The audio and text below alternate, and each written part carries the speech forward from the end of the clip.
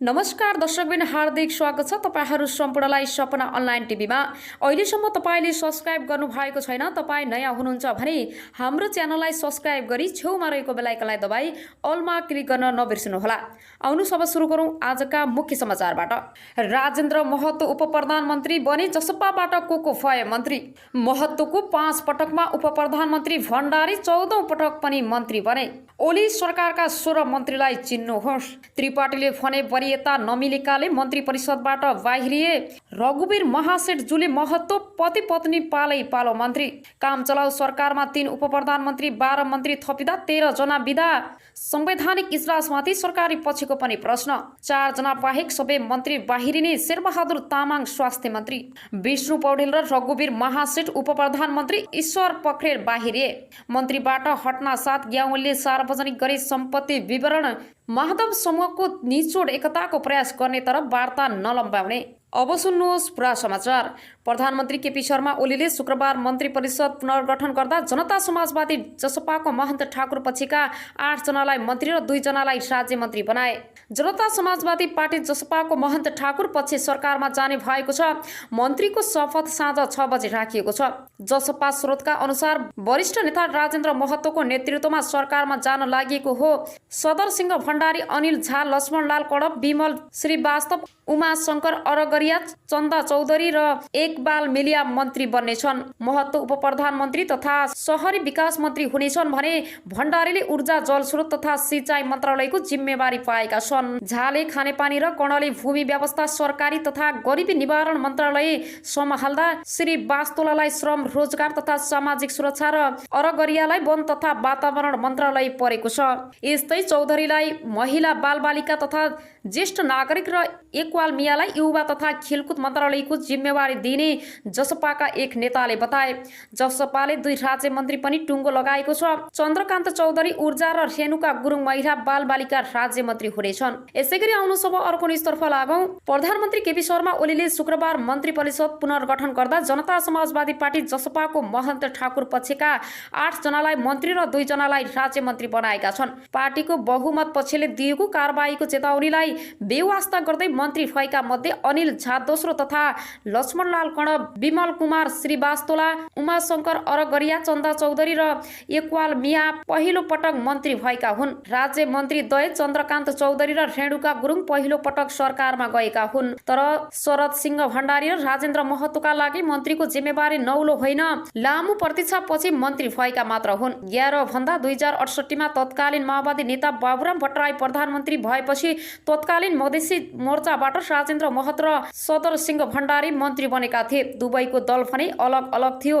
तत्कालीन सद्भावना पार्टीका नेता महतो स्वास्थ्य मन्त्री थिए भने मधेसी जन अधिकार फोरम लोकतान्त्रिक नेता भण्डारी रक्षा मन्त्री। त्यस बेला तराई मधेसका युवकको नेपाली सेनामा सामूहिक प्रवेश नभए तराई टुक्रिन सक्ने अभिव्यक्ति दिएपछि भण्डारीले पदमुक्त गरेका थिए। उनको अभिव्यक्तिलाई दिएर दलहरूले संविधान सभा बैठक अवरुद्ध गरेपछि फोरम लोकतान्त्रिकसँग सहमति लिएर तत्कालीन प्रधानमन्त्री भट्टराईले 2 कार्तिक 2068 मा पदमुक्त गरेका थिए।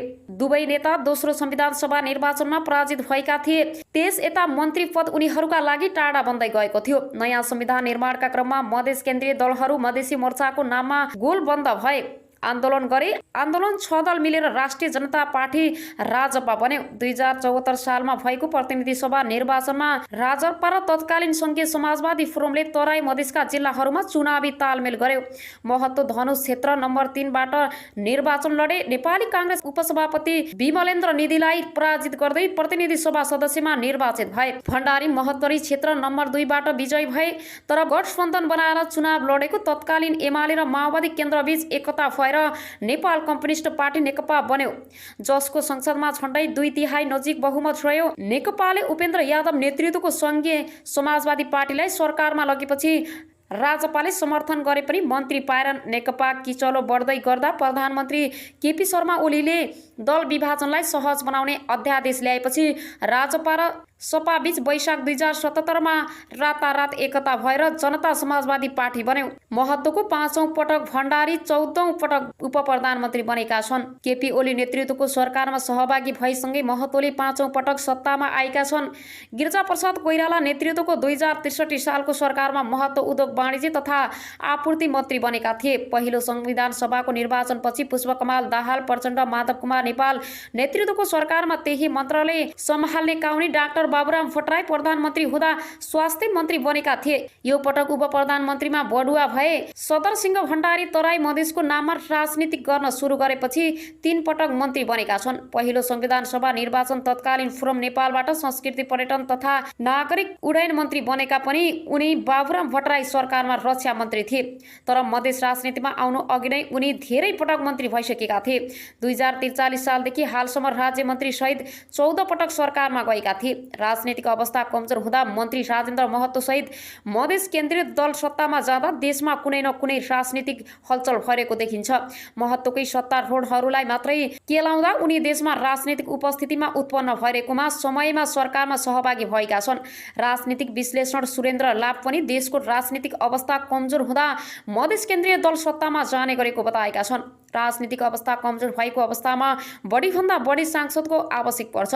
त्यसपछि सत्ता नेतृत्वले त्यसको आधार खोज्छ। उनी भन्छन् त्यो आधार खोज्ने बेलामा मधेस केन्द्रीय दलहरू सरकारमा गइहाल्छन्। सबै मधेसी नेताको हाल यस्तै छ। मधेसी दल सत्तामा जाने मौकाको पर्खाइमा रहने र मौका पाउने बित्तिकै सत्तारोहण गर्न नछाड्ने गरेको उनको विश्लेषण छ। सबैभन्दा बढी सत्ताको फोको मधेसी दल नै हुने गरेको आरोप लाग्ने गर्दछ। उनी भन्छन् हुन त सत्ताको फोक सबै हुन्छ, तर यो बेला मधेसी दलले सत्ताको फोक नभएको पुष्टि गर्न सक्थे। माग पूरा गर्नेलाई धन्यवाद दिएर सरकारमा नचाहन सकिन्थ्यो, तर त्यसो भएन। यसैगरी आउनु सब अर्को निस्तर्फ लागौं। नेकपा एमालेका नेता प्रदीप ग्यावालीले परराष्ट्र मन्त्री पदबाट हट्नासाथ आफ्नो सम्पत्ति विवरण सार्वजनिक गरेका छन्। सामाजिक सञ्जाल मार्फत ग्यावालीले 3.25 वर्ष मन्त्री रहँदाको सम्पत्ति विवरण सार्वजनिक गरेका हुन्। उनले विदेश भ्रमणबाट आएको लेभी पार्टीको खातामा बुझाएको उल्लेख गरेका छन्। यस अवधिमा मेरो तर्फबाट विदेश भ्रमण बापतको लेभी 3,14,930 र पारिश्रमिक बापतको लेभी 9,34,930 पार्टी खातामा जम्मा भएको छ। सामाजिक सञ्जालमा लेखेका छन् पारिश्रमिकको करकट्टी बाबत 3,72,79,123 रुपियाँ सरकारी कोषमा दाखिल भएको पनि ग्यावालीले उल्लेख गरेका छन्। यसबाहेक आफ्नै बैंक खातामा 7,42,000 रुपियाँ बचत रहेको पनि उनले उल्लेख गरेका छन्। मन्त्री रहँदा 200 जति पुस्तक थपिनु बाहेक सम्पत्ति विवरणमा कुनै फेरबदल नभएको ग्यावालीले प्रश्न पारेका छन्। शनिबार बिहानै मन्त्री निवास छोड्ने जानकारी दिएका ग्यावालीले शुक्रबार नै सवारी साधन र ल्यापटप बुझाएको उल्लेख गरेका छन्। उनले मन्त्री रहँदा साथ सहयोग गर्ने सबैलाई धन्यवाद दिएका छन्। यसैगरी आउनु सब अर्को निस्तर्फ लागौं। सरकारबाट बाहिरिएका स्वास्थ्य तथा जनसङ्ख्या मन्त्री हृदयदेश त्रिपाठीले मन्त्री परिषद विस्तार हुँदा आफ्नो वरियता नमिलेकाले बाहिरिएको बताएका छन्। मन्त्रालयबाट बाहिरिएपछि पत्रकारसँग कुरा गर्दै उनले वरियता नमिलेको बाहिरिएको प्रतिक्रिया दिएका हुन्। वरियता नमिलेकोले म आफै हटेको हुँ, यो बारे धेरै बोल्न चाहन्न उनले भनेका छन्। उनले आफू मन्त्रीबाट बाहिरिए पनि भारतबाट रोकिएको कोरोना भाइरस विरुद्धको खोप 2 सप्ताहभित्र आइपुग्ने बताएका छन्। उनले सरकारबाट बिदा हुँदै गर्दा बाँकी खोप ल्याउने जिम्मेवारी पूरा गरेको बताए। खरिद गरेको खोप पठाउन पहल गरिरहेको थिए, अबको 2 हप्ता पठाउने कुरा भएको छ त्रिपाठीले भने। चीनबाट 20 लाख खोप खरिदको वार्ता अन्तिम चरणमा पुगेको समेत त्रिपाठीले बताए। कोभिसिल्ड खोप निर्माता सेरम इन्स्टिट्युट अफ इन्डियासँग खरिद सम्झौता भइसकेको 20 लाख डोज मध्ये 10 लाख डोज खोप अहिले पनि आउन बाँकी छ। त्यो सँगसँगै अन्य खोप र स्वास्थ्य सामग्री दिन भारत सकारात्मक भएको त्रिपाठीले बताए। स्वास्थ्य मन्त्रालय सिस्टम बसाएको अब आउने मन्त्रीलाई काम गर्न गाह्रो नहुने समेत उनले बताए। विकराल अवस्थामा खोप ल्याउनेदेखि अन्य काम गरेको बताउँदै उनले भने स्वास्थ्यमा एक खालको सिस्टम बसेको अवस्था छ, अब आउने मन्त्रीज्यूलाई त्यो समस्या नहोला। यसैगरी आउनु सब अर्को स्तर्फ लागौं। काम चलाउ सरकारका प्रधानमन्त्री केपी शर्मा ओलीले मन्त्री परिषद पुनर्गठन गरेका छन्। जनता समाजवादी पार्टीको महन्त ठाकुर पछिलाई सरकारमा समावेश गर्दै प्रधानमन्त्री ओलीले 17औं सदस्यीय मन्त्री परिषद गठन गरेका हुन्। त्यसका लागि मौजुदा मन्त्री परिषदबाट 1 उप प्रधानमन्त्री, 9 मन्त्री र 3 मन्त्रीलाई हटाएका छन्। नयाँ मन्त्री परिषदमा 3 उप प्रधानमन्त्री छन्। प्रधानमन्त्री ओलीले अर्थमन्त्री विष्णु पौडेललाई उप प्रधानमन्त्रीमा बढुवा गरेका छन्। नेकपा एमालेका रघुवीर महासेठ र जसपाका वरिष्ठ नेता राजेन्द्र महतो पनि उप प्रधानमन्त्री भएका छन्। नयाँ मन्त्रीमण्डलमा जसपाबाट उप प्रधानमन्त्री समेत सहित महतो सहित 8 मन्त्री र 2 राज्य मन्त्री छन्। सदरसिंह भण्डारी ऊर्जा जलस्रोत तथा सिँचाइ मन्त्री बन्दा अनिल कुमार झाले खानेपानी र लक्ष्मणलाल कणले भूमि व्यवस्था सरकारी तथा गरिबी निवारण मन्त्रालयको जिम्मेवारी पाएका छन्। यस्तै विमल श्रीवास्तव श्रम रोजगार तथा सामाजिक सुरक्षा र उमाशंकर अरगरिया संस्कृति पर्यटन तथा नागरिक उड्डयन मन्त्री बन्दा चन्दा चौधरीलाई महिला बालबालिका तथा ज्येष्ठ नागरिक एकवाल मियालाई युवा तथा खेलकुद मन्त्रालयको जिम्मेवारी दिएको छ।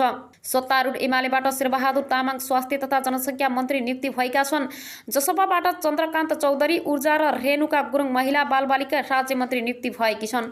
मन्त्री परिषदबाट एमाले महिला सचिव ईश्वर पोखरेल सहित 9 मन्त्री र 3 राज्य मन्त्री बाहिरिएका छन्।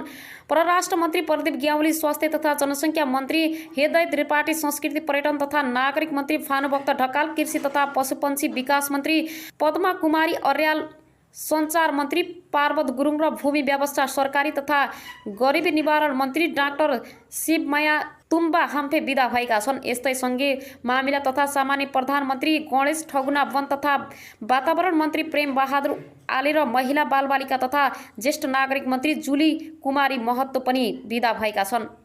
स्वास्थ्य राज्य मन्त्री नवराज राउत, शहरी विकास राज्य मन्त्री रामवीर मानन्धर र उद्योग राज्य मन्त्री विमला विक पनि सरकारबाट विदा भएका छन्।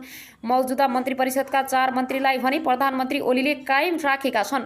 अर्थमन्त्री पौडेलसँग भौतिक पूर्वाधार मन्त्री वसन्त नेवाङ, शिक्षा मन्त्री कृष्ण गोपाल श्रेष्ठ र कानुनी मन्त्री लीलानाथ श्रेष्ठलाई भने निरन्तरता दिएको छ। शुक्रबारको विस्तारपछि पनि गृहसहित केही मन्त्रालय अझै मन्त्रीविहीन रहे। रामबहादुर थापा बादल पदमुक्त भएपछि खाली भएको गृहसँगै रक्षा, सञ्चार, कृषि, उद्योग, वाणिज्य, वन तथा वातावरण र सामान्य प्रशासन मन्त्रालय अझै पनि मन्त्रीविहीन छन्। हाललाई यी सबै मन्त्रालयको कार्यभार प्रधानमन्त्रीले नै सम्हाल्नेछन्। यसैगरी फेरि पनि तपाईँहरूको माझमा नयाँ न्युजहरू ल्याएर उपस्थित हुने नै छु। सपना अनलाइन टिभीलाई लाइक, कमेन्ट, शेयर, सब्स्क्राइब गरी साथै छेउमा रहेको बेल आइकनलाई दबाई अलमा क्लिक गर्न नबिर्सनुहोला भन्दै अहिलेलाई भने तपाईँहरूको माझबाट बिदा हुन चाहन्छु। हस्त नमस्ते।